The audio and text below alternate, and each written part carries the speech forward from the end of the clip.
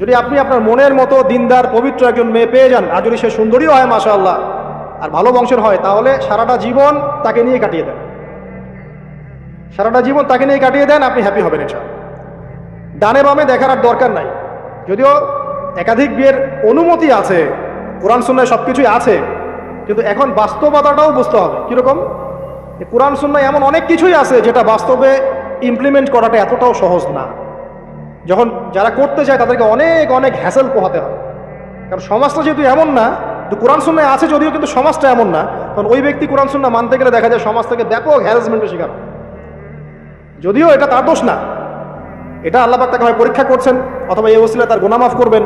কিন্তু নর্মালি যেটা চলছে, এখানে আপনি আপনার বেস্টটা নেন, যেটা অপশনাল সেদিকে যাওয়ার দরকার। এটা আমার নসিহত, কারণ সবার ওই শক্তি সামর্থ্য থাকে না যে সব কিছু সুন্দর মতো টাইটলি হ্যান্ডেল করতে পারে। আর বলা যত সহজ, করার ব্যাপারটা এতটাও সহজ নয়। সো আর এই তো জেনারেশনের মেয়ের তো দেখছেনই, পান থেকে চুন খসলেই দেখবেন যে বিশাল তুলকালাম হয়ে যাচ্ছে। তো যদি আপনাকে আল্লাহ পাক আপনার পবিত্রতার কারণে, আপনার ঈমান আমলের কারণে খুশি হয়ে এমন একজন দিনদার, নেককার, পুণ্যবতী, সুন্দরী, সুশ্রী স্ত্রী দিয়ে দেন, আর ডানে বামে কখনো দেখবেন না, একদম তাকে নিয়ে পুরো লাইফটা কাটিয়ে দিচ্ছে। আল্লাহ পাক বলছেন, ইয়া আইয়ুহাল্লাযীনা আমানু, হে মুমিনগণ, কু আনফুসাকুম, তোমরা নিজেরা জাহান্নামের আগুন থেকে বাঁচো, ওয়া আহলিকুম নারান, তোমাদের পরিবার বর্গকেও জাহান্নামের আগুন থেকে বাঁচাও। নিজে জাহান্নামের আগুন থেকে বাঁচো, পরিবার বর্গকেও জাহান্নামের আগুন থেকে বাঁচাও। আলাইহা মালাইকাতুন গিলাদুন শিদাদ, সেই জাহান্নাম থেকে বাঁচাও যেখানে আছে কঠোর মনের কিছু ফেরেশতা। লা ইয়াসুনাল্লাহা মা আমারাহুম ওয়া ইয়াফআলুনা মা ইউমারুন, আল্লাহ পাক বলছেন তাদেরকে আল্লাহ পাক যখন কোনো আদেশ করেন, সেই আদেশ পালনে তারা বিন্দুমাত্র গাফিলতি করে না। কঠিন হৃদয়ের কিছু ফেরেশতা আল্লাহ রাব্বুল আলামিন রেখেছেন কোথায়? জাহান্নামে। এবং এই জাহান্নাম থেকে বাঁচার জন্য আল্লাহ পাক বলছেন তুমি নিজে আগে বাঁচো এবং পরিবার বর্গকে বাঁচাও। আসেন, কেন এই কথাটা বলতে হচ্ছে? কারণ যত দিন যাচ্ছে আমরা দেখছি যে পরিবারের ভাঙনটা বৃদ্ধি পাচ্ছে। যত দিন যাচ্ছে আমরা দেখছি যে পরিবারের মধ্যে ইসলামী অনুশাসনের ঘাটতি দেখা যাচ্ছে, পরিবারের মধ্যে আত্মহত্যার প্রবণতা বাড়ছে, ডিভোর্স, বিবাহ বিচ্ছেদ বাড়ছে, পরিবারের মধ্যে সন্তানরা বেলাইনে চলে যাচ্ছে, পিতা মাতার কোনো খোঁজ নাই, পরিবারের মধ্যে বেপরদামি বাড়ছে, সুন্নাহ, রাসূল সাল্লাল্লাহু আলাইহি ওয়াসাল্লামের সুন্নত পরিবার থেকে উঠে যাচ্ছে। পরিবারগুলো এখন এক একটা জাহান্নামের টুকরায় পরিণত হয়েছে। যে পরিবারগুলো ইসলামিক আদর্শে চলছে সেগুলোর মধ্যেও অনেক ফিতনা এখন ঢুকে গেছে।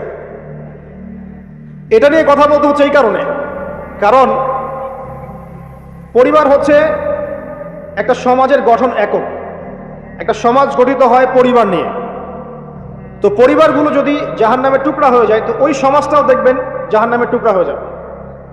আবার পরিবারগুলো যদি জান্নাতের টুকরা হয়, দেখবেন ইনশাআল্লাহ ওই সমাজটাও জান্নাতের টুকরাই হবে ইনশাআল্লাহ। আর এই সমাজগুলোকে নিয়েই কিন্তু দেশ গঠিত হয়।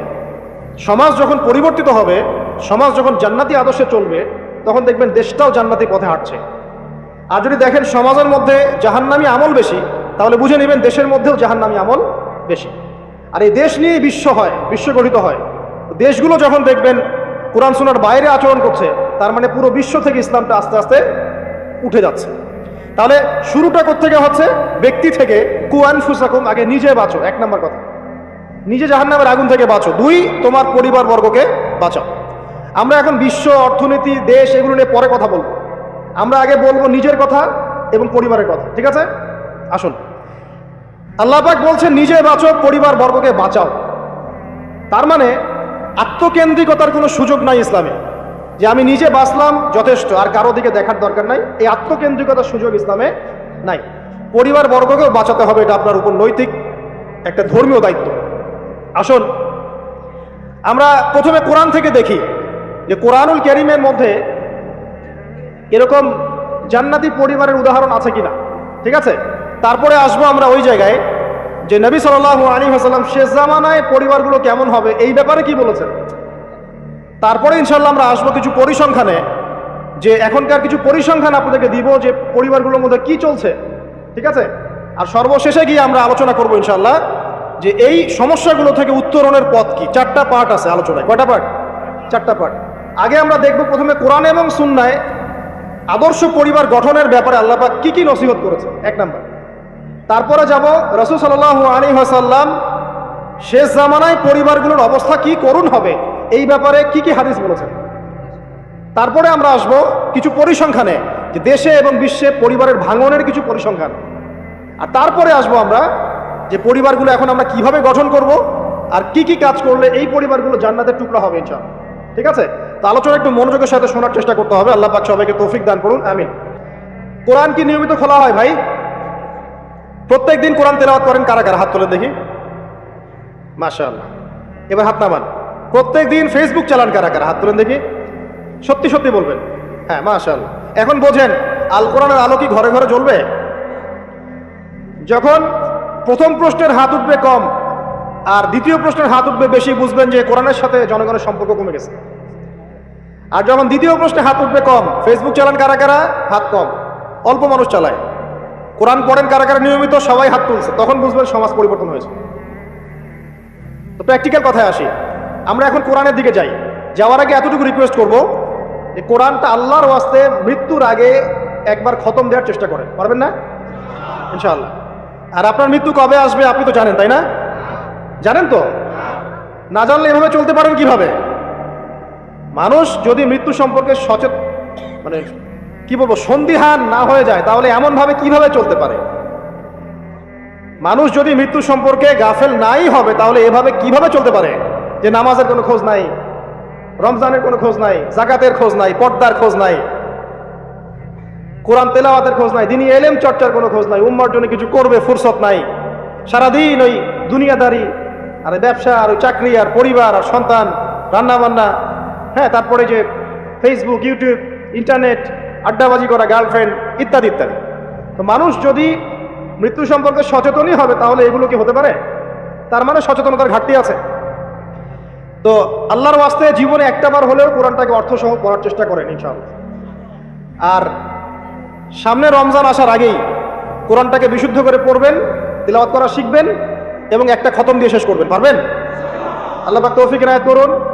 প্রত্যেক দিন 5টা 10টা করে পৃষ্ঠা পড়ার চেষ্টা করেন। পারা যাবে না? না, সময় কোথায় আমাদের? আমাদের সায়েন্স আছে, আর্টস পড়তে হয়, কমার্স পড়তে হয়, বিসিএস কোচিং করতে হয়, কম্পিউটার সায়েন্স পড়তে হয়, কত কি পড়তে হয়। আমাদের কি কোরআন পড়ার সময় আছে ভাই? হ্যাঁ, এগুলো শেষ করার পর যদি কোরআনে একটু সময় দেওয়া যায়, তখন 2-3 পৃষ্ঠা তাড়াতাড়ি পড়ে বন্ধ করে রেখে দেওয়া হবে। তারপরে বের করবো কখন? ওই আব্বা মারা যাবে ওই দিন। তারপর বের করবো কখন? আব্বার 40-এর দিন, মায়ের 3 দিনের দিন, হ্যাঁ, বাপের বছর কির দিন। এইসব স্পেশাল দিনে আমরা কোরআনটাকে বের করব। যখন দেখবেন কোরআন আপনার বাসায় পড়ে আছে আর কোরআনের উপরে ধুলা জমে গেছে, তখন বুঝবেন যে আপনার কলবেও ধুলা জমে গেছে। আপনার কলবের মধ্যে এখন পরিচ্ছন্নতা নাই, নূর নষ্ট হয়ে গেছে। এই কারণেই তো কোরআনের উপর ধুলা পড়েছে। সুবহানাল্লাহ। যেই কিতাবের ফলে আল্লাহ রাব্বুল আলামিন মুসলিমদেরকে সর্বোচ্চ সম্মানিত করেছেন, ওই কিতাব এখন মুসলিমরা পড়তে চায় না। দুনিয়ার সব পড়া পড়তে চায়, এটা পড়তে চায় না।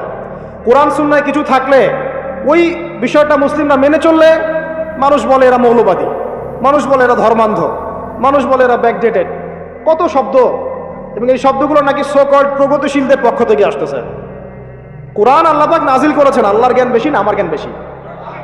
কোরআন আল্লাহ পাক নাজিল করেছেন তার রাসূল মুহাম্মদ সাল্লাল্লাহু আলাইহি ওয়াসাল্লামের উপরে, নবীর জ্ঞান বেশি না আমার জ্ঞান বেশি? তো এই কোরআন এবং সুন্নাহ যা আছে আমি তো মানবই অন্ধভাবে, কারণ আমার জ্ঞান তো তার চেয়ে বেশি নয়। এখানে আল্লাহ পাক সমস্ত বিষয়ের সমাধান দিয়েছেন। সমাধান আল্লাহ পাক দিয়ে থাকলে আমার মানতে সমস্যা কোথায়? সমস্যা আছে? আমি কি আল্লাহর চেয়ে বেশি বুঝি? আমি কি নবীর চেয়ে বেশি বুঝি? এরা যদি বলে আমরা আল্লাহর চেয়েও বেশি বুঝি, নবীর চেয়েও বেশি বুঝি, এরা মুরতাদ, কাফের হয়ে গেছে। ইসলামের সাথে কোনো সম্পর্ক নাই। যদি নাম হতে পারে আব্দুর রহমান, আব্দুর রহিম, হ্যাঁ, মুজাহিদুল ইসলাম নাম হতে পারে, ইসলামের সাথে কোনো সম্পর্ক নেই। যদি কোরআন এবং সুন্নাহকে ব্যঙ্গ করে বা মনে করে এর মধ্যে সবকিছু সমাধান নাই, অন্য আরো উৎসের দরকার আছে। তো মুসলিমদের আকীদা হবে কেমন? কোরআন এবং সুন্নাহ আল্লাহ নাজিল করেছেন, এখানে আল্লাহ পাক মানবতার প্রতিটা বিষয়ের সমাধান দিয়েছেন। ঠিক আছে? এবার এই সমাধানগুলো মেনে চলার জন্য আমাকে আগে পড়া শিখতে হবে, তারপরে আমাকে এর অর্থটা জানতে হবে, এর উপর আমল করতে হবে, কোরআনের দাওয়াত মানুষকে দিতে হবে। তখনই না ইনশাআল্লাহ একটা কোরআনিক সমাজ গড়ে উঠবে, তাই নয় কি? তো কোরআনিক সমাজ গড়ে উঠলে কি অমুসলিমদের অসুবিধা আছে? কোরআন তাদের স্বার্থ সর্বোচ্চ অগ্রাধিকার দিবে না? একটা অমুসলিম যদি একটা ইসলামিক স্টেটের মধ্যে নির্যাতনের শিকার হয়, জুলুমের শিকার হয়, এবং ওই জুলুম যদি কোনো মুসলিম তার উপর করে থাকে, তখন ইসলামিক স্টেটের প্রধান যিনি, যে কোর্ট এবং ল থাকবে, ওই মুসলিমকে শাস্তির আওতায় এনে বিচার করতে হবে। এত সাম্যের ধর্ম ইসলাম। আমরা আসলে ইসলাম বুঝিও না, ইসলাম পড়িও না। কিছু মানুষের কর্মকাণ্ড দেখে আমরা ইসলাম সম্পর্কে ধারণা করি, তাই না? কিছু দাড়ি টুপিওয়ালা মানুষ যদি অন্যায় করে, আমরা মনে করি ইসলাম মনে হয় এমনই। দাড়ি টুপি রেখে সিগারেট খাচ্ছে, দাড়ি টুপি রেখে আপনার সুদ খাচ্ছে, দাড়ি টুপি রেখে ঘুষ নিচ্ছে, দুর্নীতি করছে, তখন মানুষ মনে করে মুসলিমরা মনে হয় এমনই। আসলে ইসলামের সাথে কি ওদের কোনো সম্পর্ক আছে? ওদের নাম খালি আব্দুর রহমান, আব্দুর রহিম হতে পারে। তাহলে প্রকৃত ইসলামটা আপনি কোথায় পাবেন প্রিয় অমুসলিম ভাই বোন? প্রকৃত ইসলামটা পাবেন আপনি কোরআন এবং হাদিসে। ওইটা পড়ে আপনি ইসলাম সম্পর্কে ধারণা করেন। মুসলিমদেরকে দেখে ইসলাম সম্পর্কে ধারণা করার দরকার নাই। মানে এখন আমাদের মধ্যে গর্বের বিষয় খুব কমই আছে। মুসলিমই তো দেখেন দুর্নীতি করছে, মুসলিমই ঘুষ খাচ্ছে, মুসলিমই সুদ খাচ্ছে, তা আমাকে দেখে আপনি কি শিখবেন? একজন বড় স্কলার, যিনি আগে অমুসলিম ছিলেন, পরে মুসলিম হয়েছেন, বড় দায়ী এবং আলেমও হয়েছেন, তিনি বলেছেন একটা কথা, যে আমি যদি ইসলাম কবুল করার আগে মুসলিমদেরকে দেখে কবুল করতাম, তাহলে মনে হয় আমি ইসলাম কবুল করতাম। বরং আমি ইসলাম কবুল করার আগে কোরআন এবং সুন্নাহ ঘাটাঘাটি করে রিসার্চ করেছি, তারপরে আমি আল্লাহকে চিনেছি। তো আমাদের দাওয়াত থাকবে প্রত্যেক মুসলিম অমুসলিম সবার কাছে, যে আগে কোরআন এবং সুন্নাহটা পড়েন। এটা পড়ে আপনি দিন সম্পর্কে একটা ধারণা পাবেন। আমার ব্যবহার, চরিত্র, আমার কার্যকলাপ দেখে আপনি নাও পেতে পারেন। এটা তো সেই যুগ না যে মুসলিমদের চরিত্রের মধ্যে একটা দাগও নাই। এটা কি সেই যুগ? না। আল্লাহ পাক আমাদের সবাইকে কোরআন সুন্নাহ বোঝার তৌফিক দান করুন, এবং আল্লাহ পাক যাদের মনের মধ্যে স্বচ্ছতা আছে, অনেস্টি আছে, আল্লাহ পাক তাদেরকে হেদায়েত দান করুন, আমিন। আসুন সামনে যাই। এই কোরআন পড়তে লাগবে না ভাই? নিয়মিত পড়া লাগবে না? এর সাথে হাদিসের চর্চা করা লাগবে না? ফাজাইলে আমল বইটা বাসায় আছে? নাই? মুনতাখাব হাদিস বইটা আছে বাসায়? তারপরে ফয়জুল কালাম এই বই আছে, রিয়াদুস সালেহিন বই আছে, মিশকাতুল মাসাবি বইটা আছে। এই সব বইগুলো বাংলা হয়ে গেছে না এখন? বাসায় একটু কেনা যায় না ভাই? নাকি? আপনি তো গার্লফ্রেন্ডের সাথে খাইতে বসলে 1000 টাকা বিল হয়, হয় না? আর খাওয়ার সময় তো তারা আপনাকে খসানোর জন্যই খেতে বসে, আর আপনাকে খসানোর আগে আরো 2 টাকা খসা এসে আসছে। ওই খবরটা আপনি জানেন না, যখন জানবেন তখন ব্রেকআপ হয়ে যাবে। এটা ট্রেন্ড হয়ে গেছে। তো এই যে টাকা পয়সা নষ্ট হয় না ভাই? চায়ের দোকানে বসলে টাকা নষ্ট হয় না? বসলে 100 টাকা যায়। টাকার কোনো দাম আছে এখন? 500 টাকার কোনো মূল্য আছে? 1000 টাকাতে কিছু হয় এখন? তো টাকা কিন্তু কোনো মূল্য নাই, কমতেছে। আরো দিন যাবে না, আরো কমবে। এটাকে আমি বলিনি আগে, বা এক শ্রেণীর স্কলার বলেন নাই? যত দিন যাবে দেখবেন আরো কমতে থাকে। তো এখানে বলি, সাস্টেইনেবল সম্পদ কি হবে? তাহলে জমি জমা হতে পারে, গোল্ড হতে পারে, আপনার সিলভার হতে পারে, আপনার গবাদি পশু হতে পারে, ব্যবসা ইনভেস্টমেন্ট হতে পারে, সাস্টেইনেবল অ্যাসেটে আসে। তো টাকা পয়সা আমরা কিন্তু প্রচুর অহেতুক নষ্ট করে ফেলি। এগুলো জমায় বইপত্র কিনে বাসায় পার্সোনাল একটা লাইব্রেরি করা যায় না? খুব কষ্ট হবে। এটা আল্লাহর জন্য যদি করি, আল্লাহ পাক রিজিকে বরকত দিবেন না? রিজিক কি আমার হাতে না আল্লাহর হাতে? আপনার রিজিক যতটুকু আছে, এটার একটা দানা না খেয়ে কি আপনি মরবেন? তাহলে আপনি যদি দিনের জন্য খরচ করেন, তাহলে কি আল্লাহ আপনার রিজিক কমাই দিবে নাকি আরো বাড়াই দিবে? আমাদের সবাইকে আল্লাহ পাক দিনের জন্য খরচ করার তৌফিক দান করুন, এবং পরিবারের জন্যও খরচ করবেন। আমি ওইদিকে পরে আসছি। সবচেয়ে উত্তম ব্যয় সেটাই যেটা মানুষ পরিবারের জন্য করে। মুআয বিন জাবাল রাদিয়াল্লাহু আনহুকে নবীজি বলেছেন সাল্লাল্লাহু আলাইহি ওয়াসাল্লাম, তোমার সামর্থ্য অনুযায়ী পরিবারের পিছনে ব্যয় করবে। আপনার যদি পরিবারের পিছনে বেশি ব্যয় করার সামর্থ্য থাকে, আপনি তাই করবেন। কম সামর্থ্য হলে কম ব্যয় করবেন। সামর্থ্য অনুযায়ী করবেন। আল্লাহ পাক তৌফিক দান করুন, আমিন। তো প্রিয় ভাইরা, এই কোরআনের মধ্যে একটা সূরা আছে, সূরা তাহরিম। কি নাম? এই তাহরিম সূরার 6 নম্বর আয়াতে আল্লাহ পাক বলছেন, ইয়া আইয়ুহাল্লাযীনা আমানু, হে মুমিনগণ। মুমিন কারা? আমরা না? মুমিন কারা? যারা আল্লাহকে বিশ্বাস করে, রাসূলকে বিশ্বাস করে, যারা আসমানি কিতাব সমূহে বিশ্বাস করে, ঠিক আছে, রাসূলগণকেও বিশ্বাস করে, আগের রাসূলগণকে বিশ্বাস করে, পরকালে বিশ্বাস করে, জান্নাত জাহান্নাম মিজান পুলসিরাত এগুলোতে বিশ্বাস করে, এবং তাকদীর বা ভাগ্যের ভালো মন্দে বিশ্বাস করে। এরা কি মুমিন না? শর্ত হচ্ছে, মুমিন হতে হলে আপনাকে অন্তরে বিশ্বাস করতে হবে, মুখে স্বীকারও করতে হবে, কাজেও বাস্তবায়ন করতে হবে। নাকি শুধু মুখে বললেই হবে? নামাজ পড়ি না, তাতে কি হয়েছে? আমার অন্তর ঈমান পরিপূর্ণ, বলি না আমরা? আমি তো কোনো পাপ করি না, নামাজ পড়বো কেন, বলে না? হ্যাঁ। তো নামাজ পড়ে না যদি কেউ বলে যে ভাই নামাজ না পড়া তো কুফরি, তখন আবার খেপে যায়, আমাকে কাফের কেন বললেন? আপনি বেশি জানেন, আমি কাফের না। তো এটা হচ্ছে হঠকারিতা, উদ্ধত আচরণ। তো ঈমানের শর্ত পূর্ণ হতে হলে আমলও তো দরকার আছে, নাকি? এখন আমল করতে গিয়ে আপনার কম বেশি হতে পারে, আপনি পাপ করে ফেলতে পারেন। তখন যখনই পাপ হবে উঠে দাঁড়ান, আবার ফিরে আসেন, উজু করেন, 2 রাকাত নামাজ পড়েন, আবার তওবা করেন, আবার পথ চলেন। পাপ হবে না? পাপ হয়েছে বলে কিন্তু কেউ কাফের হয়ে যাবে না। মনে করেন ইমানদার মানুষ পথ চলতে চলতে জেনা করে ফেলেছে, হতে পারে না? হতেই পারে। তো এখন কি সে কাফের হয়ে যাবে? না, সে বড়জোর জালেম হতে পারে, ফাসেক হতে পারে। সে তওবা করে ফিরে এসে আবার আল্লাহর খাঁটি বান্দা হওয়ার সুযোগ আছে। তো তাকে কি হত্যা করা যাবে? যাবে না। তো এই বিষয়টা খেয়াল রাখবেন যে ইমানের জন্য 3টা শর্ত: 1 অন্তরে বিশ্বাস, 2 মৌখিক স্বীকৃতি, এবং 3 কি বলেন? কাজে বাস্তবায়ন। মাশাআল্লাহ।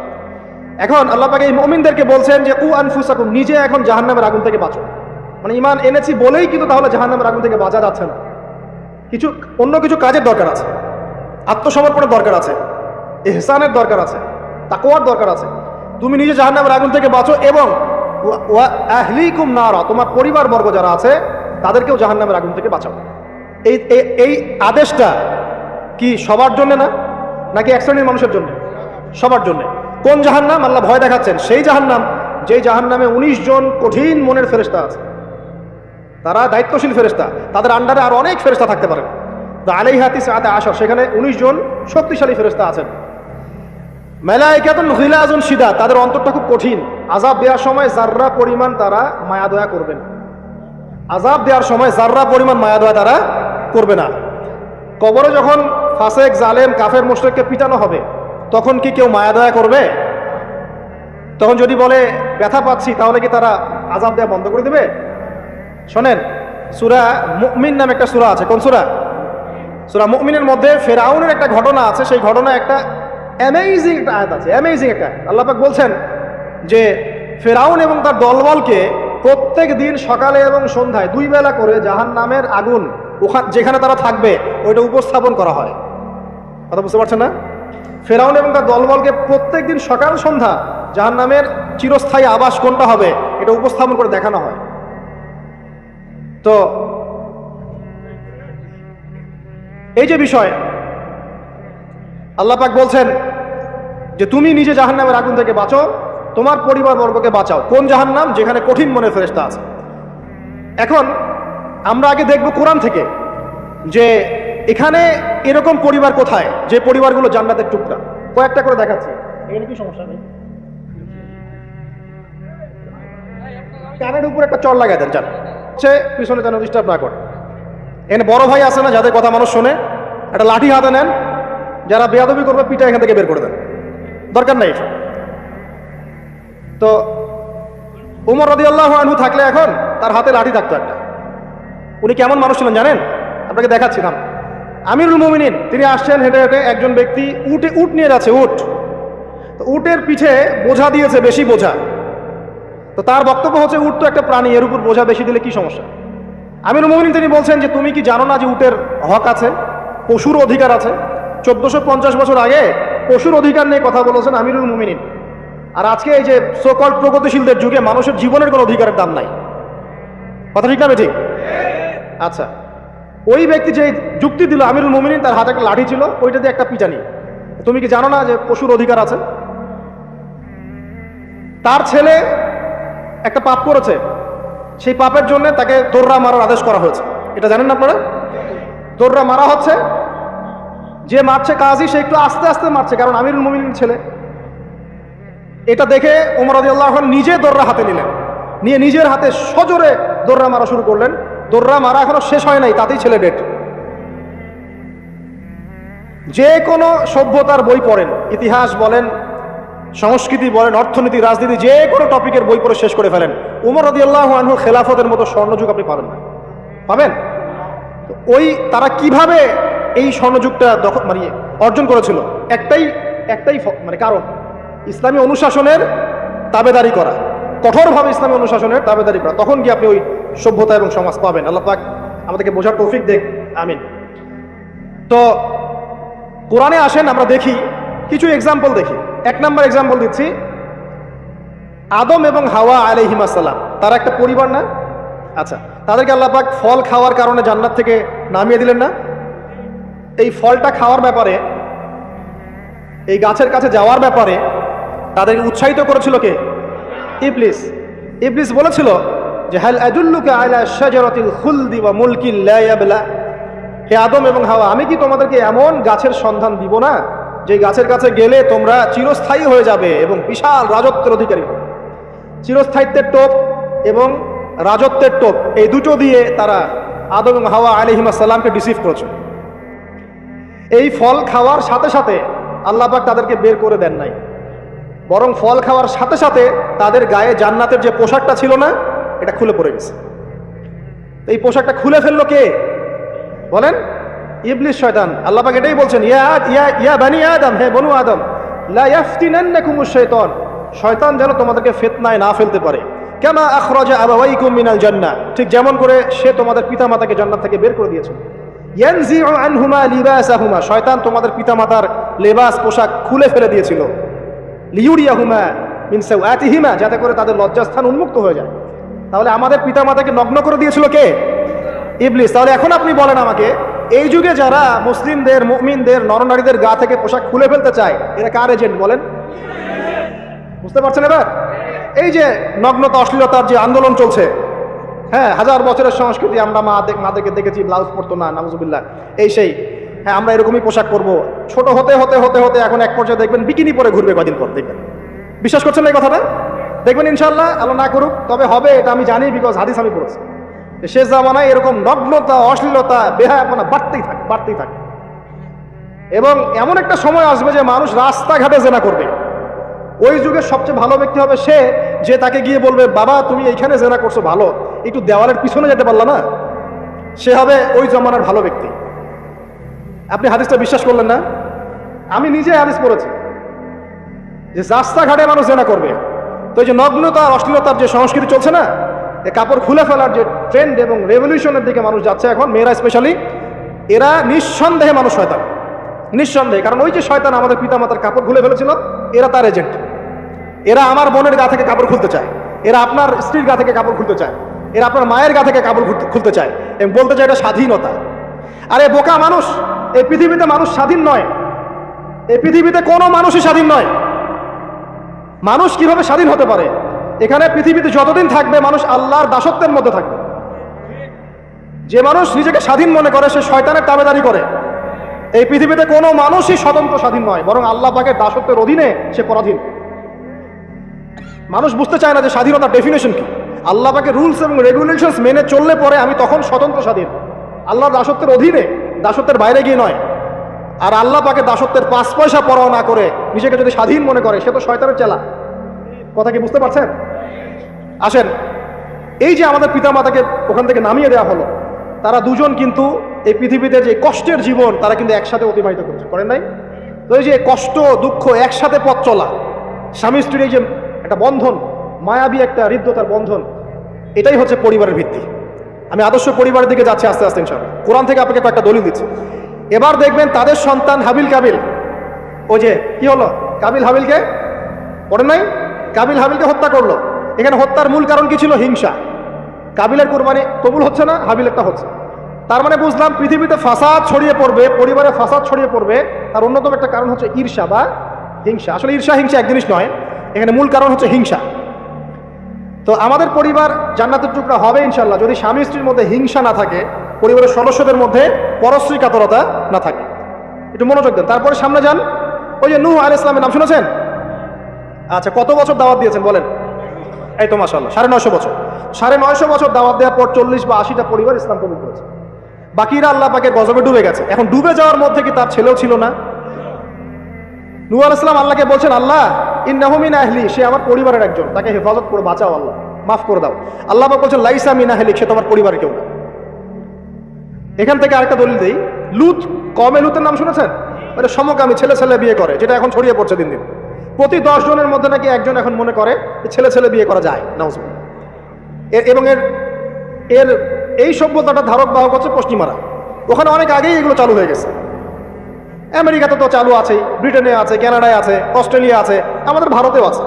আর দিন দিন এখন এটাই যে আমাদের সাবকন্টিনেন্ট বাংলাদেশ, এখানেও ঢুকে পড়েছে। এবং এদের সংগঠন আছে, এদের পতাকা আছে, পতাকার মধ্যে রংধনুর সাইন আছে। হ্যাঁ, এরা এখন বাক স্বাধীনতার কথা বলে। তো ছেলে ছেলে বিয়ে করতো, এটাও কোরআনে পেয়েছি। কিন্তু মেয়েও যে বিয়ে করে এটা কোরআনে পাই না। তো এখন দেখছি মেয়েও বিয়ে করে। কথা কি বিশ্বাস করছেন না? মেয়ে পর্যন্ত বিয়ে করে। তারপরে আরো দেখেছি ইদানিং যে লিভ টুগেদার চলছে বাংলাদেশে। এখন বিয়ের দরকার নেই, একসাথে থাকবেন, বিয়ের দরকার নেই, মানে আপনি একজন বান্ধবী একসাথে চলবেন স্বামী স্ত্রীর মতো, এটা লিভ টুগেদার। বলবে যে উন্নত সভ্যতার এগিয়ে গেছে, আমরা পিছিয়ে থাকবো কেন? শোনো, তোমরা আগাচ্ছ ঠিকই, তোমরা আগাচ্ছ কোন দিকে জানো? তোমরা আগাচ্ছ জাহান্নামের দিকে। তোমরা জাহান্নামের দিকে আগাচ্ছ, তোমরা ঠিকই আগাচ্ছ, অস্বীকার করছি না। তোমরা এগিয়ে যাচ্ছ ঠিকই, বাট জাহান্নামের দিকে। তোমাদের তাকদিরে যদি হেদায়েত না থাকে, জাহান্নামের মর্মান্তিক আযাব থেকে কেউ বাঁচাতে পারবে না। তো এই কওমে লূতকে আল্লাহ পাক ধ্বংস করেছেন নির্মম ভাবে। ফেরেশতাদের পাখা দিয়ে পুরো জাতিটাকে তুলে, ওই যে কওমে লূত জর্ডান ডেড সি ওই জায়গাটা, উপর থেকে পাথর বর্ষণ করে রজম করে উল্টা দিকে আবার দফন করে দেওয়া হচ্ছে। তো এই কওমে লূতের নবীর নাম ছিলেন লূত আলাইহিস সালাম, ঠিক আছে? তার স্ত্রী পর্যন্ত কিন্তু ঈমান আনেন নাই, ঠিক নূহ আলাইহিস সালামের স্ত্রীর মতোই। নূহ আলাইহিস সালামের সন্তান স্ত্রী ঈমান আনে নাই, লূত আলাইহিস সালামের স্ত্রী ঈমান আনেন নাই। এবার এখান থেকে আমাদের পারিবারিক হেদায়েতটা কি বলেন? আপনি যদি একজন আলেমের সন্তানও হন, আপনি যদি একজন মুহাদ্দিস মুফাসসির মুফতিরও সন্তান হন, নিজে যদি তাকওয়া ঈমান অর্জন করতে ব্যর্থ হন, আপনার বংশ, আপনার পরিচয়, আপনার জাতীয়তাবাদ, আপনার রক্ত বর্ণ কোনো কিছুই আপনাকে জাহান্নামের আগুন থেকে বাঁচাতে পারবে না।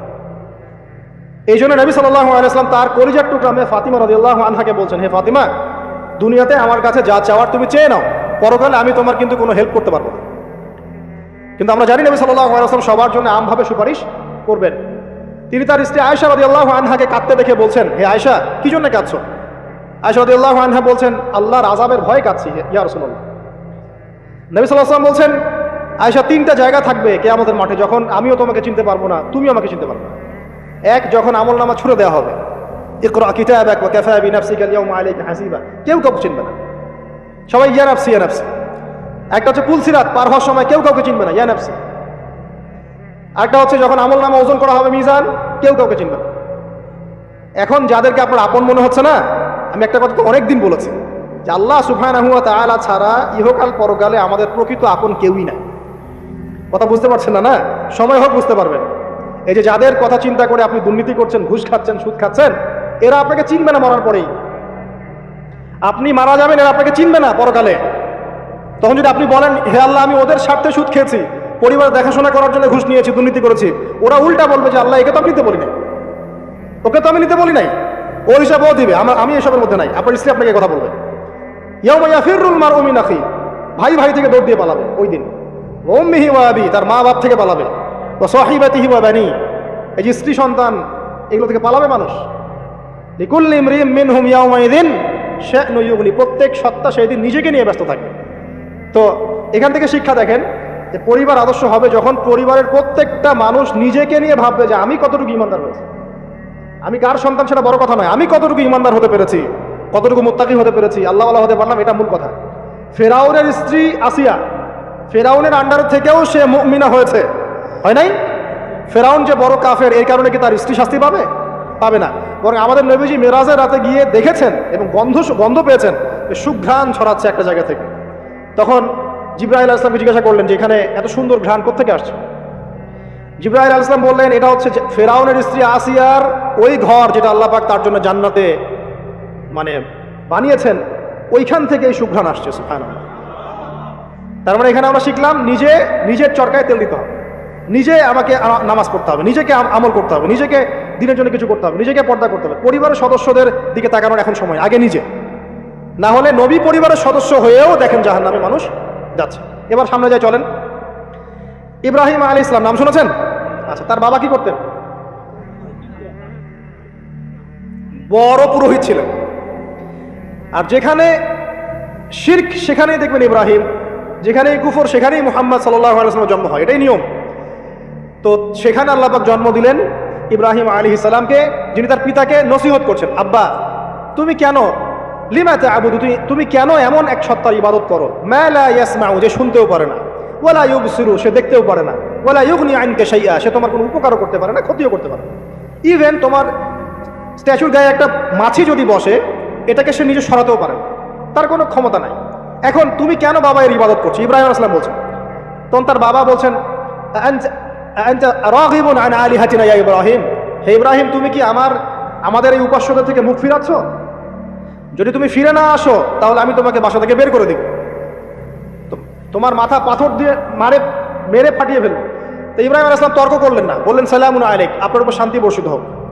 এই বলে তিনি বাসা থেকে বের হয়ে গেলেন। খেয়াল করে দেখেন, যুবক ছেলে ইব্রাহিম, সে তার পিতাকে দাওয়াত দিল। তার পিতা একজন বড় শিরকের কারিগর, যে তার দাওয়াত কবুল করলো না। কিন্তু ইব্রাহিম আলাইহিস সালাম কিন্তু মিথ্যার সাথে সত্যের আপোষ করলেন না।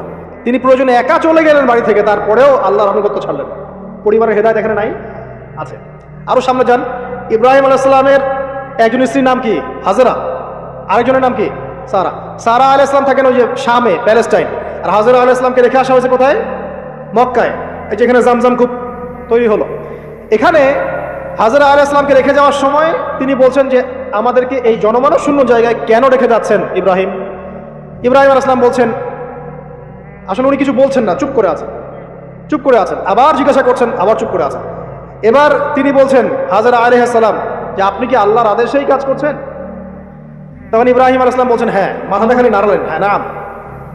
তখন তার স্ত্রী বলছেন তাহলে আল্লাহ পাক আমাদেরকে ধ্বংস করবেন না ইনশাআল্লাহ।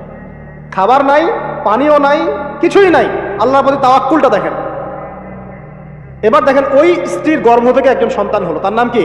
ইসমাইল। এবার এই সন্তানকে তার বাবা বলছেন অনেক বছর পরে, ইয়া বুনাই, হে আমার সন্তান, ইন্নী আরা ফিল মানামি আন্নী আযবাহুক, আমি স্বপ্নে দেখেছি আমি তোমাকে জবাই করছি। ফানজুর মাযা তারা, তুমি একটু তোমার রায়টা জানাও, তোমার কি মতামত? ওই তাওয়াক্কুল কারিনী নারীর গর্ভ থেকে জন্ম নেওয়া এই ইসমাইল তিনি বলছেন, ইয়া আবাতি, হে আমার বাবা, ইফআল মা তুমার, আপনি তাই করেন যা আল্লাহ আপনাকে আদেশ করেছে। সাতাজিদুনি ইনশাআল্লাহু মিনাস সাবিরিন, ইনশাআল্লাহ আপনি আমাকে সবরকারী পাবেন। এই বাচ্চার বয়স হবে বড় জোর 10 থেকে 15, নাকি কম সম হবে আর কি। তো এই প্রজন্মের আমাদের জেনারেশনকে দেখেন না, আমি গতকালকে গুগল সার্চ করে দেখেছি যে বাংলাদেশের 11 থেকে 19 বছর বয়সী যে বাচ্চারা আছে, কিশোর, এরা এখন সবচেয়ে বেশি পর্ন দেখে, সবচেয়ে বেশি। এবং কলেজ পড়ুয়াদের, স্কুল কলেজ পড়ুয়ার মধ্যে 77%ই পর্ন দেখে। এবং ইন টোটাল হিসাব করে দেখা যায় বাংলাদেশে 92% মানুষ পর্নাসক্ত, মানে পর্নাসক্ত না হলেও পর্ন দেখে। তো ওই যে কিশোর ইসমাইলের চেতনা দেখেন আর আমাদের এই যুব সমাজের চেতনা দেখেন, পার্থক্যটা করেন আপনি, তাহলে বুঝতে পারবেন কিভাবে রেভলিউশন হয়েছে ইসলামের, এখন কেন হচ্ছে না, আপনি নিজেই বুঝতে পারবেন। আমাদের কারণেই হচ্ছে না। আসেন এবার এই সন্তানকে যে জবাই করার ঘটনা, আল্লাহ পাক হাদিয়া পাঠালেন, তাকে জবাই করতে হলো না। এখান থেকে আমরা কুরবানির ঈদ পালন করছি, তাই না?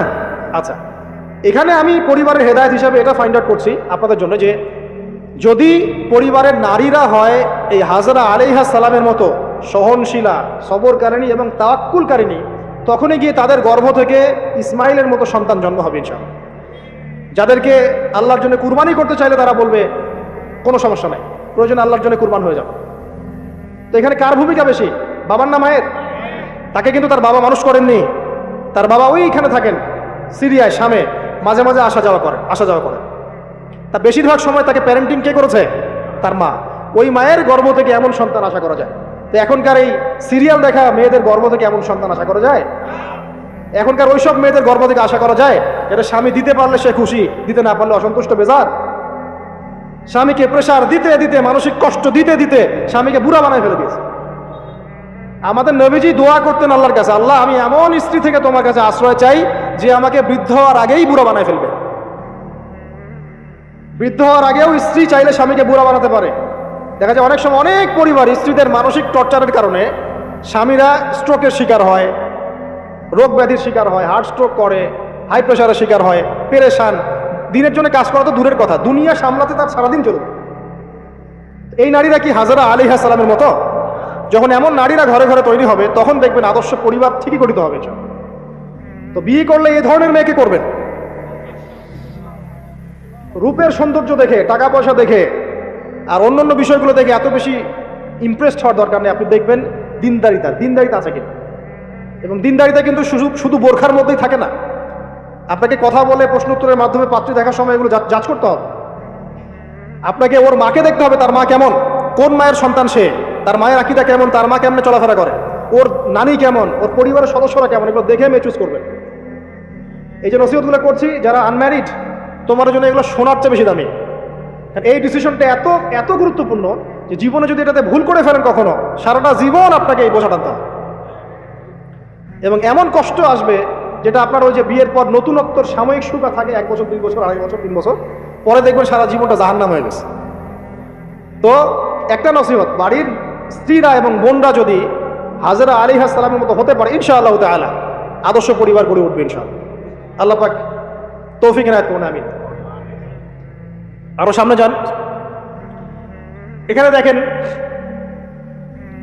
লুকমান হাকিম, নাম শুনেছেন? তিনি একজন বিজ্ঞ মানুষ ছিলেন, অনেকে বলেছেন নবী ছিলেন, কেউ বলেছেন নবী ছিলেন। যাই হোক, তিনি তার সন্তানকে কিছু নসিহত করছেন।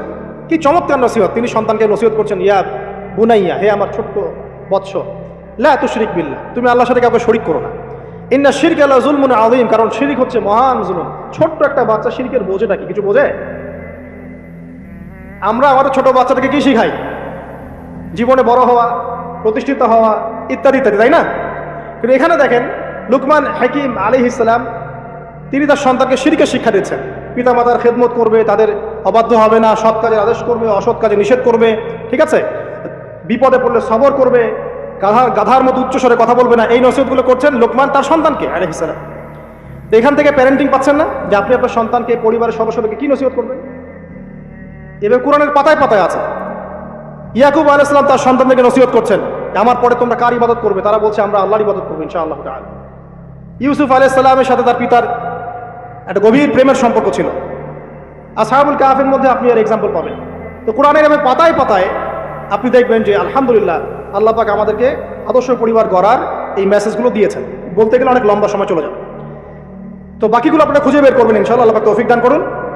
এবার আসেন যে নবী সাল্লাল্লাহু আলাইহি ওয়াসাল্লাম এবং সাহাবায়ে কেরামের যুগে পরিবারগুলো কেমন ছিল। খুব শর্ট করে বলি, তখন পরিবারের মধ্যে তাওহীদ ছিল, ঠিক আছে? পরিবারের মধ্যে সুন্নত ছিল, পরিবারে কোরআনের তালিম চর্চা ছিল, পরিবারে পর্দা ছিল, পরিবারের মধ্যে দেখবেন আপনি মাশাআল্লাহ ইসলামিক অনুশাসন ছিল, একটা শাসনের লাঠি ছিল, পরিবারের মধ্যে হৃদ্যতা ভালোবাসার বন্ধন ছিল, হ্যাঁ, পরিবারে হালাল রিজিকের প্রাচুর্য ছিল, পরিবারের মধ্যে অপসংস্কৃতি ছিল না, ইসলামিক সংস্কৃতি ছিল। মানে ওই সময় পরিবারগুলো এক একটা সোনার টুকরা ছিল না, তাই না? ছিল না, জান্নাতের টুকরা ছিল। মানে যত ভালো গুণ সব পরিবারে ছিল, আর খারাপ গুণের সাথে তারা খুব একটা সম্পর্কিত ছিলেন আলহামদুলিল্লাহ। কিন্তু নবী সাল্লাল্লাহু আলাইহি ওয়াসাল্লাম শেষ জামানার হাদিসগুলো যখন বর্ণনা করেছেন, তখন যে কথাগুলো বলেছেন যে শেষ জামানায় পরিবারের ভাঙনগুলো বেশি হবে, বিচ্ছেদ বেশি হতে পারে, সন্তানরা দেখবেন পিতামাতাকে সম্মান করবে না, হ্যাঁ, পরিবারে আপনার অপসংস্কৃতি অনুপ্রবেশ করবে, জেনা বেড়ে যাবে, মাদক বেড়ে যাবে, অশ্লীলতা বেহায়াপনা বেড়ে যাবে, প্রতিবেশীর অধিকার ক্ষুণ্ণ করা হবে, ভাইয়ে ভাইকে খুন করবে, বোন বোনকে মানে চুলাচুলি করবে, মানে পরিবারে অশান্তি বিরাজ করবে, এমনটা হাদিসের মধ্যে কিন্তু বর্ণিত আছে, প্রচুর হাদিস আছে। তো এই অবস্থায় একটু আপনাকে দেখাই যে এখন এমন একটা অবস্থা চলছে যে আপনি ম্যাক্সিমাম পরিবারগুলোর মধ্যে যাবেন, আপনি গিয়ে দেখবেন ম্যাক্সিমাম পরিবারে কিন্তু নামাজটা নাই। ম্যাক্সিমাম পরিবারে যাবেন, আপনি গিয়ে দেখবেন সেখানে কিন্তু পর্দাটা নাই। বেশিরভাগ পরিবারে আপনি যান, দেখেন দিনের ইলম চর্চার যে গুরুত্ব, এটা কিন্তু ওখানে দেখবেন আপনি নাই। বেশিরভাগ পরিবারে দেখেন আপনি এখানে হালাল হারামের কোনো পরোয়া নাই, রিজিক আসতেছে কোন দিক থেকে আসুক, ঠিক আছে? বেশিরভাগ পরিবারে দেখবেন স্বামী স্ত্রীর মধ্যে খুব একটা হৃদ্যতা ভালোবাসার বন্ধন পাওয়া যাচ্ছে না, প্যারেন্টিংসগুলো ঠিক নাই, খাবারের উৎসগুলো ঠিক নাই, অপসংস্কৃতি আছে পরিবারে, এখন মাদক ঢুকে গেছে, জেনা ঢুকে গেছে, পর্ন ঢুকে গেছে, ঠিক আছে? এই যে ডিভাইস এডিকশন ঢুকে গেছে। মানে অন্তর্নিহিত সম্পর্কগুলো, যে হৃদ্যতা ভালোবাসার সম্পর্কগুলো ছিল এবং ইসলামিক নীতি নৈতিকতাগুলো ছিল, এখন এগুলো কিন্তু দিন দিন পরিবার থেকে কমে যাচ্ছে। এতে করে পরিবারে ডিভোর্স বাড়ছে। যেমন প্রতি 1 ঘন্টায় ঢাকায় একটা করে ডিভোর্স হয়, মানে প্রতি 24 ঘন্টায় 24টা ডিভোর্স ঢাকায় হয়। এবং আমেরিকার মতো কান্ট্রিতে প্রতি 13 সেকেন্ডে একটা করে ডিভোর্স হয়, ঠিক আছে? দেখা যায় গড়ে প্রতিদিন, এই বিশ্বে গড়ে প্রতিদিন 29 জন মানুষ আত্মহত্যা করছে এখন ফ্রাস্ট্রেটেড হয়ে, পারিবারিকভাবে। পারিবারিক কলহের শিকার হয়ে দেখা যায় গড়ে প্রায় 30 to 40% মেয়ে এখন পারিবারিক সহিংসতার শিকার হচ্ছে, যৌতুকের কারণে, আপনার পরকীয়ার কারণে। আর পরকীয়ার কথা তো বলতেই ভুলে গেছে যে ম্যাক্সিমাম পরিবার এখন পরকীয়া চলছে, স্বামী স্ত্রীকে নিয়ে সন্তুষ্ট না, স্ত্রী স্বামীকে নিয়ে সন্তুষ্ট না। দেখবেন পরকীয়াটা কমন হয়ে যাচ্ছে ম্যাক্সিমাম পরিবার। আপনি দেখবেন যে পর্ন ঢুকে গেছে, জেনা ঢুকে গেছে, মানে জেনাটাকে সহজ করে ফেলা হচ্ছে। এবং প্রগতির নামে আমরা এখন এমন কিছু কালচার লালন পালন করছি যেগুলো আস্তে আস্তে আমাদেরকে ইসলাম থেকে সরিয়ে দিচ্ছে। তো পরিবারের অবস্থা এখন ভয়াবহ খারাপ, আত্মহত্যার প্রবণতা বাড়ছে, যৌতুক বাড়ছে, আপনার মাদকাসক্ত ছেলে মেয়ের সংখ্যা বাড়ছে, হ্যাঁ, পর্ন অ্যাডিক্টেড ছেলের সংখ্যা বাড়ছে। এরা না দেশকে কিছু দিতে পারছে, না সমাজকে, না জাতিকে। এরা কিন্তু আসলে সম্পদ না, এরা বরং বোঝা হচ্ছে। দুনিয়াবী বিষয়গুলোকে অনেক বেশি গুরুত্ব দেওয়া হচ্ছে, এতে করে দিনটা কিন্তু সংকুচিত হচ্ছে। তো এগুলো বলতে থাকলে অনেক সময় চলে যাবে। তো এক কথায় পরিবারের ভাঙনটা এখন বেশি এবং পরিবারের নীতি নৈতিকতার অবস্থা খুব খারাপ। এর কারণগুলো আমরা ফাইন্ড আউট করলাম। কী কী কারণ? এক নাম্বার ধরেন কোরআনের তালিম চর্চা উঠে যাওয়া, তাওহীদ উঠে যাওয়া, শিরকের অনুপ্রবেশ, সুন্নত উঠে যাওয়া, বেদাতগুলো ঢুকে যাওয়া, পরিবারে হারাম রিজিক ঢুকে যাওয়া, পরিবারের কর্তাদের নীরব ভূমিকা, হ্যাঁ, পরিবারে হাজরা আলাইহিস সালামের মতো মা না থাকা, পরিবারে খাদিজা রাদিয়াল্লাহু আনহার মতো স্ত্রী না থাকা, অনেক কারণ। এরপরে বাইরের সংস্কৃতির অনুপ্রবেশ, হ্যাঁ, প্রিন্ট এবং ইলেকট্রনিক মিডিয়ার যৌনতা, এই সব কিছু মিলে কিন্তু পরিবারগুলো ক্রাশ করছে। এতে করে দেখবেন অনেক সমস্যা হচ্ছে। যৌতুক টৌতুক তো বললাম, সবচেয়ে বড় কথা আপোষের যে মিল মহব্বত, ওয়াজআলা বাইনাকুম মাওয়াদ্দাতা ওয়া রাহমা, এটা আস্তে আস্তে কমে যাচ্ছে। পরিবার যখন এরকম ভাঙনের শিকার হচ্ছে তখন দেখবেন সমাজের মধ্যে স্ট্যাবিলিটি নষ্ট হচ্ছে এবং এই সমাজগুলো দিয়ে আপনি কখনো আদর্শ রাষ্ট্র কায়েম করতে পারবেন না। এখন আসেন, জাস্ট এখান থেকে আমি আলোচনার শেষের দিকে যাব অল্প সময়, যে আমরা এখন কি কি কাজ করলে কিভাবে স্টার্ট করব আর কিভাবে আমরা এটাকে সলভ করতে পারি। এই সলিউশনটা দুই রকম। এক নম্বর হচ্ছে যারা অলরেডি পরিবারে ঢুকে গেছেন তাদেরকে অন্য জায়গা থেকে শুরু করতে হবে। মানে যারা অলরেডি পরিবারে ঢুকে গেছেন আপনাদেরকে তওবা করে ফিরে এসে আবার শুরু করতে হবে। আর যারা পরিবারে এখনও ঢোকেন নাই, আপনারা এখনও সৌভাগ্যবান। এখন থেকে যদি আপনারা এই নসিহতগুলো মেনে চলতে পারেন, ইনশাল্লাহ আপনার পরিবারটা 8-10টা পরিবারের মতো হবে না ইনশাল্লাহ। প্রথমে বলি তাদের কথা যারা পরিবারে ঢুকে গেছি আমরা, তাদের কাজ কি? তাদের প্রথম কাজ হচ্ছে ঠান্ডা মাথায় বিশ্বের পরিস্থিতি, সমাজ দেশের পরিস্থিতিগুলো নিয়ে চিন্তা করা, ঠান্ডা মাথায় যে হচ্ছেটা কি আসলে। যখন দেখবো যে না আসলে ভালো কিছু হচ্ছে না, খারাপ হচ্ছে, তখন আপনার ভুলটা কোথায় সেটা আপনাকে ফাইন্ড আউট করতে হবে। আপনার ভুলটা কোথায় ছিল? আপনি এমন কাউকে বিয়ে করেছেন যে ফ্যামিলিস্ট, আপনি এমন একটা পরিবার গঠন করেছেন যেখানে আপনি কোরআনটা চালু করতে পারেন নাই, সবাই নামাজ পড়ছে না, সবাই পর্দা করছে না, হ্যাঁ, নিয়মিত তালিম হচ্ছে না। এখন আপনার কাজ কি? আগে তওবা করে ফিরে আসেন। ফিরে এসে আপনি জ্ঞান চর্চা শুরু করেন। আপনি নিজে রোল মডেল হয়ে দেখান, জ্ঞান চর্চা করে, আমল করে, পর্দা করে, ইসলামের জন্য কিছু করে একটা রোল মডেল স্থাপন করে দেখান, দেখিয়ে পরিবারকে আহ্বান করেন যে তোমরাও এদিকে আসো। এবং আপনার যত ক্ষমতা আল্লাহ পাক দিয়েছেন পরিবারে, অর্থনৈতিক ক্ষমতা বা স্বামী হিসেবে ক্ষমতা, বাবা হিসেবে ক্ষমতা, এটা আপনি পরিবারে প্রয়োগ করেন। প্রয়োগ করে পরিবারটাকে লাইনে আনার চেষ্টা করেন। এরপরে চেষ্টা করতে করতে করতে করতে যদি কোনো কাজই না হয় শেষ পর্যন্ত, অ্যাটলিস্ট আপনি আপনার দায়িত্ব পালন করেছেন। এখন তাদের ভার আল্লাহর হাতে ছেড়ে দেন, আপনি আপনার কবরে ফিরে পড়েন। ব্যাস, যার যার হক তাকে তাকে দিয়ে দেন, নিজের হকটা আল্লাহর কাছে চেয়ে নেন। আর দ্বিতীয় হচ্ছে তারা যাদের পরিবার এখনো শুরু হয়নি, আপনারা কিভাবে স্টার্ট করবেন? প্রথমে বলবো জ্ঞান চর্চা এখনই করে নেন, জ্ঞান অর্জনটা এখনই করে নেন। পরিবার গঠন হয়ে গেলে অনেক রেসপন্সিবিলিটি আসবে, তখন ডিফিকাল্ট। তো জেনারেল লাইনে পড়া, ইসলামিক পড়া একটা ব্যালেন্স করেন। আমি বলছি না জেনারেল পড়া ছেড়ে দেন, আমি এটা কখনো বলি নাই। ওটা পড়াশোনা করেন, ইসলামিক পড়াশোনাগুলো করেন, একটা ব্যালেন্স করেন। করে আপনি 5 ওয়াক্ত নামাজ শুরু করেন, আল্লাহ রাস্তায় সময় লাগান, কোরআন তেলাওয়াত করেন, আলেম ওলামার সোহবতে যান, হ্যাঁ, আত্মশুদ্ধিমূলক কাজ করেন, সমাজ কল্যাণমূলক কাজ করেন। পাশাপাশি আরও বলবো যে দিনই কাজে ব্যস্ত থাকেন, ভালো কাজে ব্যস্ত থাকেন। এভাবে নিজের ভিতরটাকে পরিশুদ্ধ করে নেন। এরপর আপনি একটা হালাল রিজিকের চেষ্টা করেন, একটা হালাল পবিত্র রিজিক, হোক সেটা কৃষিকাজ। লজ্জার কিচ্ছু নাই, কৃষিকাজ লজ্জার কোনো প্রফেশন নয়, গর্বের প্রফেশন।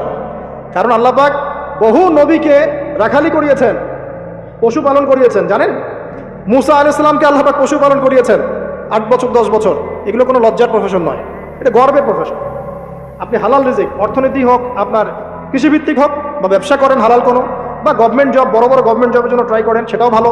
যদি না পান, বেসরকারি জব পান, আলহামদুলিল্লাহ। খেয়াল রাখবেন, জব করতে গিয়ে, ব্যবসা করতে গিয়ে এবং রিজিকের সন্ধান করতে গিয়ে আপনার নামাজ যেন ছুটে না যায়, আপনার রিজিকে হারাম যেন ঢুকে না যায়, আপনাকে যেন সুদ খেতে না হয়, আপনাকে যেন ফ্রি মিক্সিংয়ে যেতে না হয়, এগুলো খেয়াল রাখেন। খেয়াল রেখে একটা হালাল রিজিকের সোর্স আগে বের করেন। প্রয়োজনে উদ্যোক্তা হন, নতুন কিছু উদ্যোগ গ্রহণ করেন, উদ্যোক্তা হয়ে নিজে কিছু প্রতিষ্ঠা করে দেখান, এমন কিছু করেন। এরপরে আপনি বিয়ের ফিকিরটা করেন, রিজিকের ব্যবস্থাটাকে করে নেন, তারপরে ওইদিকে যান। এরপরে আপনি যখন বিয়ে করবেন, বললাম তো, মেয়ের জাস্ট দিনদারিতা দেখবেন। হ্যাঁ, এর উপর যদি সৌন্দর্য থাকে আলহামদুলিল্লাহ, বংশ ভালো হয় আলহামদুলিল্লাহ, মেয়ের অর্থ সম্পদ আছে আলহামদুলিল্লাহ। যদি এগুলোর কোনোটাও না থাকে, দিনদারিতা থাকে, জাস্ট ওটাকে দেখেন, আর কিছু দেখার দরকার, কিচ্ছু দেখার দরকার। এরপরে আরেকটা কথা বলতে ভুলে গিয়েছি, যে আপনি এই লেভেলে যাওয়ার আগে নিজেও পবিত্র থাকার চেষ্টা করেন। আপনি নিজে জেনায় যায় না, নিজে পর্নে যায় না, নিজে হারাম অ্যাফেয়ার্সে যায় না। যদি আপনি যান, তাহলে আল্লাহ পাক কিন্তু আপনাকে পবিত্র স্ত্রী নাও দিতে পারেন। এটাই আল্লাহ পাকের নীতি, যে একজন পবিত্র মানুষ পায়। ঠিক আছে, যে যেমন আল্লাহ পাক তাকে তেমন মিলিয়ে দেন, এটা আল্লাহ পাকের একটা সুন্নাহ। এর ব্যতিক্রম হতে পারে, কিন্তু আপনি যদি পবিত্র না থাকেন আপনি পবিত্র স্ত্রী নাও পেতে পারেন। তা আপনি আগে নিজে পবিত্র থাকেন, তারপরে আপনি এখন মেয়ে দেখেন। আলহামদুলিল্লাহ, বললাম দিনদারিতা প্রাধান্য দেন। এখানে হাদিসে এটা বলা হয় নাই যে 4টা গুণ দেখে বিয়ে করো, বরং বলা হয়েছে 4টা গুণ দেখে সাধারণত বিয়ে করা হয়। ঠিক আছে, করো আদেশটা এমন নয়, ইনকাহ কথাটা এমন নয়, বা ইনকাহু এমন নয়, তুনকাহু মানে বিয়ে সাধারণত করা হয়। কেউ টাকা দেখে, কেউ সৌন্দর্য দেখে, কেউ দেখে বংশ, তুমি দেখো দিন। নবীজি বলছেন তুমি দিন দেখো, নাহলে তোমার হাত ধুলে ধূসরিত হবে, মানে ধ্বংস হয়ে যাবে। আর দিন দেখার ক্ষেত্রে শুধু বাইরের গেট আপটা যথেষ্ট নয়, তার পড়াশোনা দেখেন, তার হিস্ট্রি ঘাটবেন, তার অতীতে সে কোথায় কোথায় পড়াশোনা করেছে, কি করেছে, খোঁজ খবর নেবেন। হুট করে তাড়াহুড়া করে কোনো ডিসিশন নিয়ে ফেলবেন, এটা খুব ভুল করে মানুষ। ঠিক আছে, তার হিস্ট্রি ঘাটেন, যে সে কোথায় পড়াশোনা করেছে, কি করেছে না করেছে, তার পরিবারের বায়োডাটা ঘাটেন, তার পরিবারের সদস্যরা কেমন, নামাজ পড়ে কিনা, তার ইসলামের প্রতি কেমন ধারণা পোষণ করে, তার মাকে দেখেন, তার মা পর্দা করে কিনা, তার মা ইসলামের উপর আছে কিনা, তার নানিকে দেখেন, তার পরিবারবর্গকে দেখেন, তারপরে আপনি ডিসিশন নেওয়াটা সহজ হবে। এগুলোর চেয়ে ব্যতিক্রম হতে পারে, ওই আজারের পরিবারে ইব্রাহিমের জন্ম হতে পারে, ফেরাউনের আন্ডারে আসিয়ার জন্ম হতে পারে, থাকতে পারে, কিন্তু এটা ব্যতিক্রম। নর্মালি কিন্তু সবসময় এমনটা হয় না। যে প্যারেন্টিংস দিয়ে তারা বড় হয়েছে, ওই প্যারেন্টিংস তাদের মধ্যে থেকে যায়। এই কারণে মেয়ের ব্যাপারে খুব সেন্সিটিভ থাকবেন, আগে পুরো বিষয়গুলো ঘেটে নিয়ে তারপরে আপনি কোনো জায়গায় পা দেন। তারও আগে ইস্তেখারা করবেন আল্লাহর কাছে, যে আল্লাহ আমি তোমার কাছে ইস্তেখারা করছি, আমি জানি না যে কোনটা আমার জন্য ভালো হবে কোনটা খারাপ।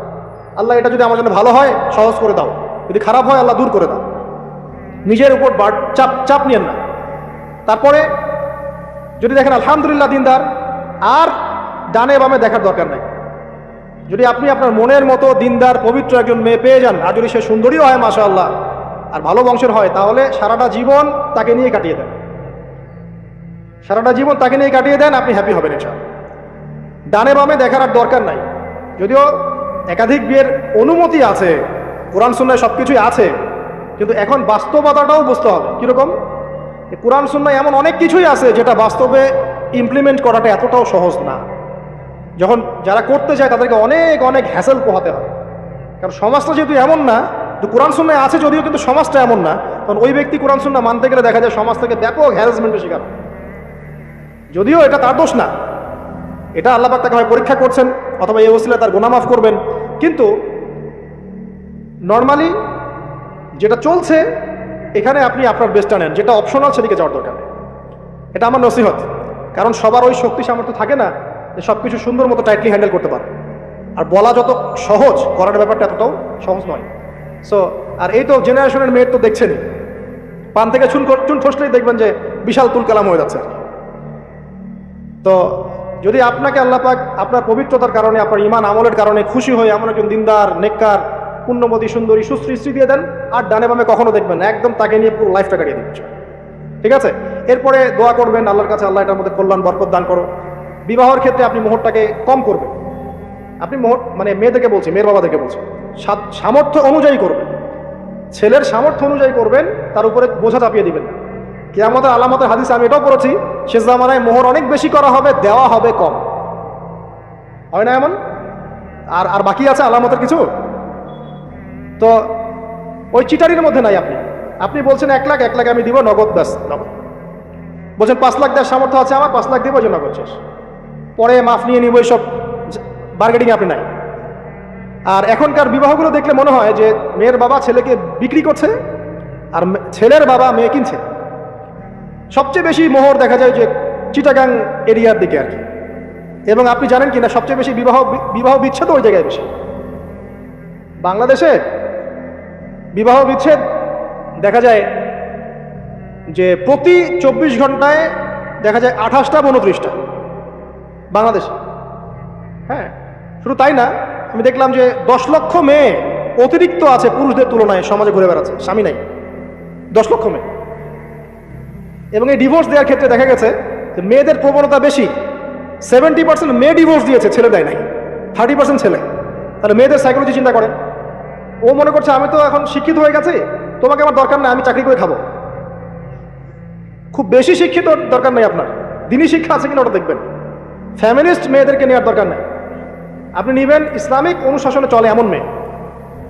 এরপর যখন পরিবার স্টার্ট হবে, আল্লাহর কাছে বরকত চাবেন, বিয়েটা সহজ করে নেবেন, যে বিয়েতে খরচ যত কম সেই বিয়েতে আল্লাহর বরকত তত বেশি। হাদিস। অলিমা হবে, মাশাআল্লাহ, আপনার বিবাহিত জীবন মোবারক হোক, দোয়া করি। এরপরে দেখবেন উভয়ের মাঝখানে আল্লাহ পাক আপনাদের মাঝখানে ভালোবাসা ঢালবেন ইনশাআল্লাহ। সূরা রুমের মধ্যে আল্লাহ বলেছেন, ওয়াজআলা বাইনাকুম মাওয়াদ্দাতাও ওয়া রাহমা, আমি আল্লাহ স্বামী স্ত্রীর মাঝখানে ভালোবাসার ভ্রাতৃত্ব ঢেলে দিয়েছি। এটা আল্লাহ পাকের একটা আয়াত, নিদর্শন। এই ঢেলে দেওয়া মানে কিন্তু আবার সেই ঢেলে দেওয়া নয়। কথা কি বুঝতে পারছেন? আচ্ছা, তারপরে আসেন, এবার আপনি পরিবার গঠন করেছেন। এখানে আমি কয়েকটা কথা বলি যে উভয়ের মাঝখানে খুব চূড়ান্ত লেভেলের ভালোবাসা এটাই যথেষ্ট নয় পরিবার সুখী হওয়ার জন্য। পরিবারের মধ্যে এখন থাকতে হবে সলাৎ। কি থাকতে হবে ভাই? সলাৎ। পরিবারে থাকতে হবে কোরআন, পরিবারে থাকবে সুন্নাহ, পরিবারে থাকবে ইসলামী অনুশাসন, পরিবারে থাকবে খাস পর্দা। আপনার বউকে মানুষ দেখেই নাই, এরকম পর্দা। আর কাপড় খোলা তো অনেক দূরের কথা। আমার এমন স্ত্রী আপনার স্ত্রীকে দেখেই নেই, বাধ্য না হলে সে বাইরেই আসবে। বাধ্য হয়েছে, আসছে, মাহারাম আছে, মাহারাম সাথে আছে, এখন বাইরে আসছে। আপনার স্ত্রী ওই মানুষের বাসায় গিয়ে রাত কাটাবে না, এমনকি মানুষের বাসার টয়লেটে গিয়েও যেন সে কাপড় না চেঞ্জ করে। কারো বাসায় গিয়ে স্ত্রীকে রেখে দিয়ে আসবেন না, যে অপরিচিত কারো বাসায় স্ত্রীকে রেখে আপনি কোনো কাজে গেছেন, যাবেন না, এটা করবেন। আপনার কাছে মনে করেন একটা কোহিনূর হীরা আছে, মনে করেন যেটার মূল্য ধরেন যে লক্ষ কোটি ডলার, এটা আপনি কি যত্রতত্র ইউজ করবেন, নাকি আপনি খুব যত্ন করে আপনার ভিতরে আগলে রাখবেন? কোনটা? ইসলাম এভাবে নারীকে সম্মানিত করেছে যে তারা আমাদের কাছে এত বেশি প্রেশিয়াস যে আমরা এভাবে যত্ন করে ওদেরকে ঢেকে রাখি। কথা কি বুঝতে পারছেন? আর তোমাদের কাছে মেয়েদের দাম নাই, তোমরা ল্যাংটা হয়ে ঘোরো, তোমাদের কে বাধা দিয়েছে? ঘুরছেও তো তাই। আর নগ্নতা বলতে আপনি কি মনে করছেন? খালি কি বিকিনি সংস্কৃতি নগ্নতা? নিসাউন কাসিয়াতুন আরিয়াও তো নগ্নতা, যে নারী পোশাক পরেও নগ্ন হয়ে আছে, এটাও তো নগ্নতা। আর নবীজি বলেছেন যে লা ইলাহা ইল্লাল্লাহ ওয়াইলুল লিল আরব কদ ইকতারাবা মিন শাররি কদ ইকতারাব, আরবদের ধ্বংস, লা ইলাহা ইল্লাল্লাহ, আল্লাহ ছাড়া কোনো ইলাহ নাই, কি ভয়ঙ্কর আযাব আসছে। তার স্ত্রী জায়নাব বিনতে জাহাশ তিনি বলছেন, ইয়া রাসূলুল্লাহ আনুহলিকু ওয়া ফিনা সালিহিন, আমাদের মধ্যে সালেহ সৎ মানুষ থাকা সত্ত্বেও কি আমরা ধ্বংস হয়ে যাব? নবীজি বলছেন, নাম, হ্যাঁ, ইযা কাসরাতুল খাবাস, যখন অশ্লীলতা, বেহায়াপনা, নগ্নতা ছড়িয়ে পড়বে তখন ভালো মন্দ সব ধুয়ে ধ্বংস হবে। এই কারণে নিজে খুব ভালো আছি, ওরা খারাপ, ওদেরকে কিছু বলার দরকার নাই বলে ভালো হয়ে থাকার সুযোগ নাই। ওগুলো যত ছড়াবে, ভালো আলেম জালেম সব ধ্বংস হবে। আল্লাহ বোঝার তৌফিক দান করুন। এবার আপনি আপনার স্ত্রীর সাথে এভাবে হৃদ্যতা মহব্বতের সম্পর্ক রাখবেন আল্লাহর জন্যে। পরিবারের সবার পিছনে আপনি খরচ করবেন, তাদের হক দিবেন। কার জন্যে? পরিবার বর্গের কারো কাছে কিছু পাওয়ার আশায় না। এই ফিলোসফিটা বোঝেন। পরিবারের কারো কাছে থ্যাঙ্কস পাওয়ার আশায়ও না।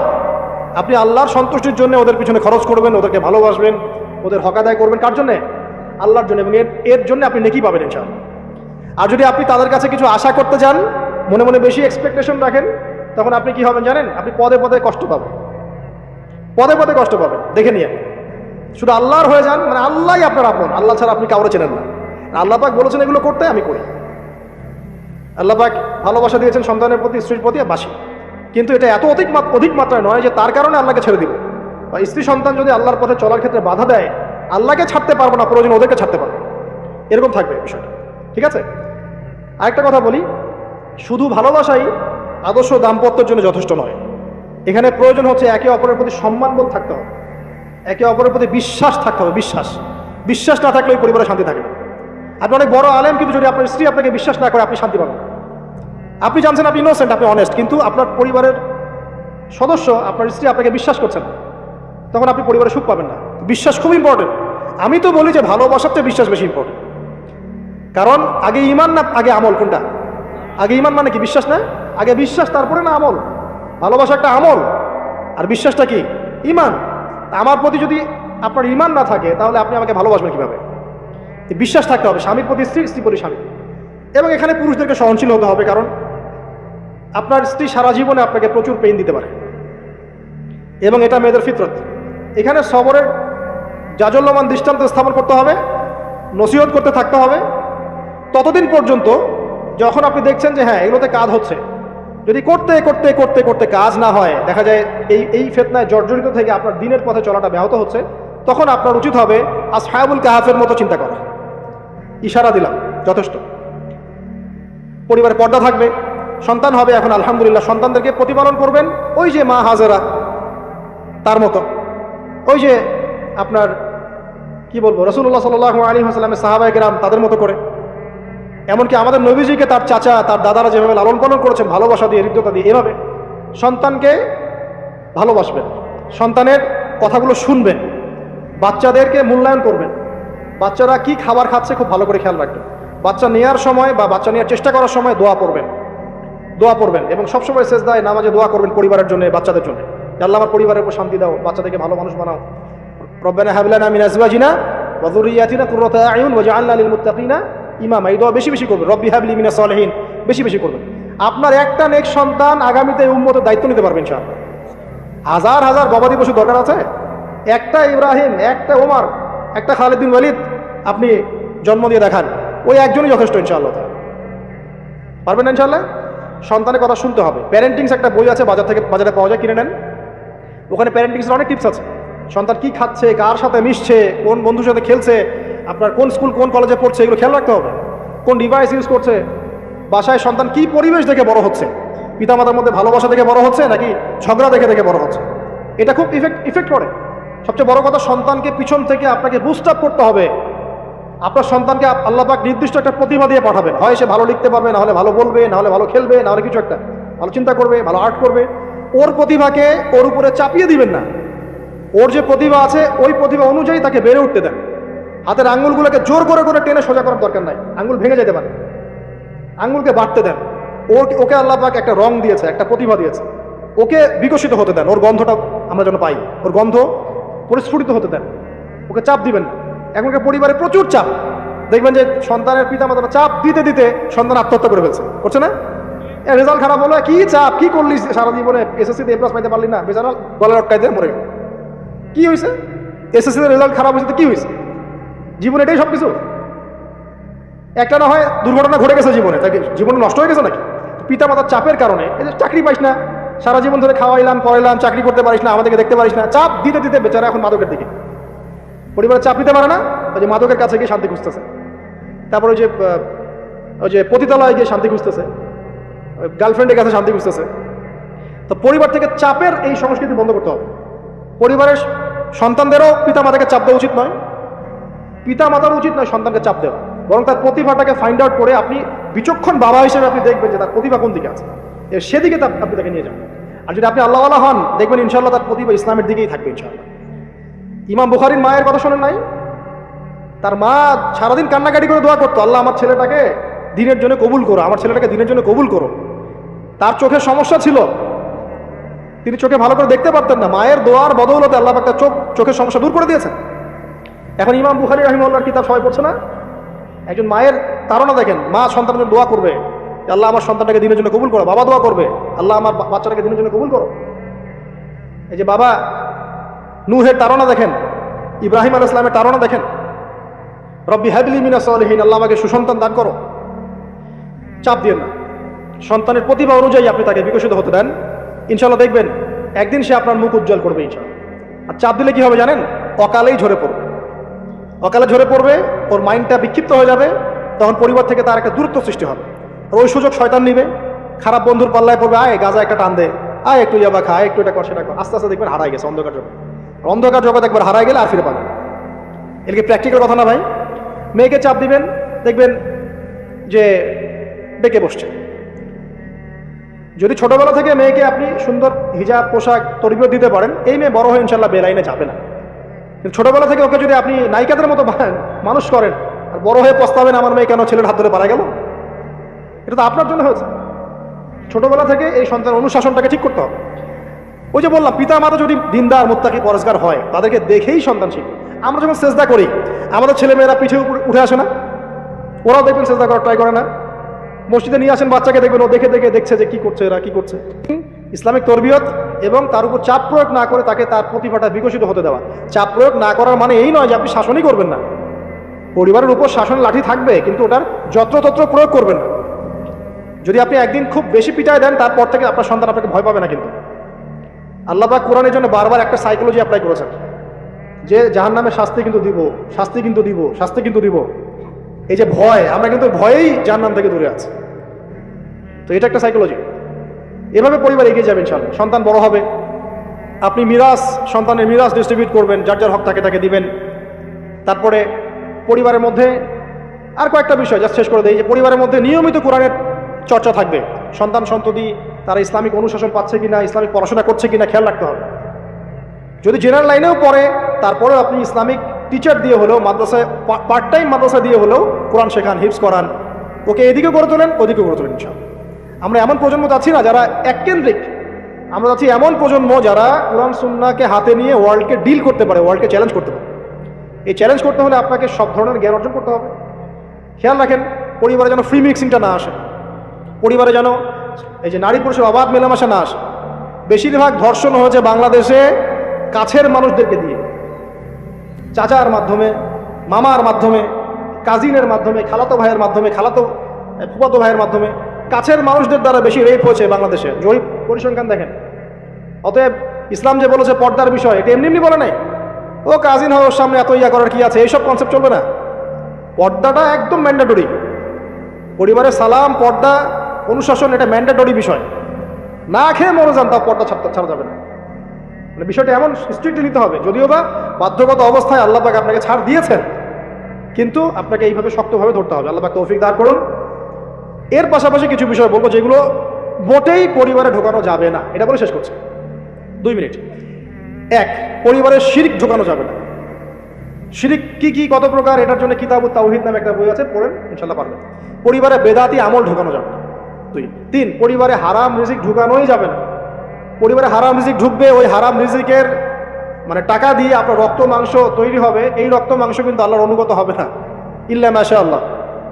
হারাম রিজিক থেকে দূরে থাকতে হবে। পরিবারের মধ্যে ক্রন্দল যেন না থাকে, এই চেষ্টাটা আপনাকে করতে হবে। বললাম তো, এটা অ্যাভয়েড করার জন্যে আপনি আল্লাহর হয়ে যান, নসিহত করেন, হাজার নসিহত করেও যদি কাজ না হয় আপনি নিজে আসহাবুল কাহাফ হয়ে যান, তাও ভালো। পরিবারের মধ্যে অপসংস্কৃতি যেন না ঢোকে, পরিবারের মধ্যে অশ্লীলতা যেন না ঢোকে। পরিবারে এখনকার চলমান যে ফিতনাগুলো চলছে, এই যে ডিভাইসের মাধ্যমে, গেমিংয়ের মাধ্যমে, যে আপনি বলেন পাবজি টাবজি, ফ্রি ফায়ার, হাবিজাবি, হ্যাঁ, ইন্টারনেট সেকশনের যে নগ্নতা, তারপরে অনলাইনে যে জুয়া ঢুকেছে, লুডু ঢুকেছে, কত কি ঢুকেছে, আমি আসলে এগুলো শুনেছি, আমি দেখিনি এগুলো কিছু, আমি যা শুনি এগুলো। এই যে বিষয়গুলো, সেগুলো আপনার পরিবারের নৈতিক মূল্যবোধটাকে নষ্ট করে ফেলবে। বিনোদন যদি পেতেই হয় তাহলে বিনোদন, কায়িক বিনোদন নেন। পরিবারের সন্তানদেরকে বা আমাদের সদস্যদেরকে জিম করতে বলেন, খেলাধুলা করতে বলেন, ফুটবল খেলুক, ক্রিকেট খেলুক প্রয়োজনে। যদি গান শুনতে চান ইসলামিক নাশিদ শোনেন, ঠিক আছে, কৌতুক চান ইসলামিক রসিকতা করেন, ঘোরেন, প্রয়োজনে পরিবার বর্গকে নিয়ে ঘুরেন, দেশটা ঘুরে আসেন, ট্রাভেল করেন, ঘোরেন, আল্লাহর নিদর্শন দেখেন, এটাও তো এন্টারটেনমেন্ট নাকি? পরিবারকে সময় দেন, পরিবারকে সময় দিয়ে আপনি এই যে প্রাকৃতিক বিনোদনের দিকে চলে যান, ডিভাইস কেন্দ্রিক বিনোদনের দিকে যায় না। নাহলে হবে কি, মাথাটা ওই ডিভাইস কেন্দ্রিক হয়ে যাবে, অস্থির, এবং এই মাথার মধ্যে আর কোরআন সুন্নাহর সঠিক জ্ঞানটা ঢুকবে না। তো এই কাজগুলো যদি আমরা না করি, ইনশাআল্লাহ পরিবার ভালো হবে। আল্লাহ রাব্বুল আলামিন আমাদের সবাইকে আদর্শ ইসলামিক পরিবার গড়ে তোলার তৌফিক দান করুন, আমিন। আর তাদের কথা বলে শেষ করি যে যারা অলরেডি ঢুকে গেছি, এই সমস্যাগুলো ফেস করছি, এখন 1 নাম্বার কাজ ভাই, আগে তওবা করে আল্লাহর কাছে ফিরে আসতে হবে যে আল্লাহ, আমি জীবনে যা ভুল করেছি, এখন থেকে আর ইনশাআল্লাহ আমরা এই আল্লাহ দ্রোহী কোনো কাজে যাব না। এই তওবা ইস্তেগফার করে আপনার স্ত্রীকে ঠান্ডা মাথায় বোঝানোর চেষ্টা করতে হবে যে দেখো, আমরা তো এক পর্যায়ে পর্যন্ত চলেছি, জীবনটা তো অনেকদিন চলেই গেল, একসময় মরতে হবে। তো আমরা আল্লাহ এবং তার রাসূলের কথা শুনি, ফিরে আসি, অল্প অল্প করে শুরু করে নামাজটা পড়ো, তুমি একটু পর্দাটা করো। প্রথমে খাস পর্দা করছে না হয়তো, আপনি বলেন মাথায় কাপড়টা দাও অ্যাটলিস্ট, হ্যাঁ, বাইরে সবার সামনে যেও না, দিনকাল ভালো না, এখন মেয়েদের ইজ্জত সম্মানের ঝুঁকি হচ্ছে, এভাবে বোঝানোর চেষ্টা করেন। আস্তে আস্তে তওবা করে ফিরে আসলে পরে তখন আপনি নামাজটাকে বাড়ান, নফল আমল বাড়ান, দান সদকা বাড়ান, এবং বেশি থেকে বেশি আল্লাহকে দোয়া করেন, আল্লাহ আমার পরিবারটাকে হেফাজত, আল্লাহ আমার পরিবারটাকে হেফাজত বলতে থাকেন, এবং দিনই কাজে পরিবারকে ব্যস্ত রাখেন, এবং এরকম আদর্শ পরিবারগুলোর মধ্যে একটা কমিউনিটি গড়ার চেষ্টা করেন, অভ্যন্তরীণ যোগাযোগ রাখার চেষ্টা করেন। নাহলে একা একা তো চলা যাবে না। আপনি আদর্শ পরিবার বলেছেন, পাশের বাড়ির লোকটা করে নাই, তখন সেখানে গিয়ে আপনার সন্তান শিখবে, সেখানে গিয়ে আপনার স্ত্রী শিখবে। তিনি পরিবারগুলোর মধ্যে একটা হৃদ্যতা, ভালোবাসা এবং নেটওয়ার্কিং তৈরি করেন। পাশাপাশি দিনই প্রতিষ্ঠান গড়ে তোলেন, প্রতিষ্ঠানের মাধ্যমে কিন্তু পরিবারের লোকজনের সাথে দেখা সাক্ষাৎ হবে, অনেকগুলো পরিবার সেখানে বাচ্চা কাচ্চা ভর্তি করা হবে, সেখানে দেখবেন একটা কমিউনিটি আপনি পাচ্ছেন। এভাবে শেষ করে দেয়, এভাবে তাওহীদের চর্চা 1, সুন্নতের প্রতিষ্ঠা 2, 3 হালাল রিজিক, 4 হৃদ্যতা ভালোবাসা, 5 সবর, ধৈর্য। 6 আল্লাহর কাছে দোয়া, বেশি বেশি দোয়া। 7 কি? পর্দা। 8 অপসংস্কৃতির প্রতিরোধ, ঠিক আছে? 9 সন্তানদেরকে আগামী প্রজন্মে, আগামী মুসলিম জেনারেশনকে লিড দেওয়ার মতো করে তৈরি করা। আর 10 মনে করেন আমাদের মেয়েদের দিকে, স্পেশালি মেয়ে, শিশু, কন্যা হোক, মেয়ে হোক, বোন হোক, মা হোক, তাদের দিকে স্পেশাল নজর রাখা। এই কাজগুলো করার মধ্য দিয়ে ইনশাআল্লাহ তাআলা আমরা ব্যক্তিগত পর্যায়ে আপোষে একটা আদর্শ পরিবার জান্নাতের টুকরা করতে পারবো ইনশাআল্লাহ আযজা ওয়া জাল। এবং এই টুকরাগুলো যখন একে অপরের সাথে কানেক্টেড থাকবে তখন আদর্শ সমাজ হবে ইনশাআল্লাহ।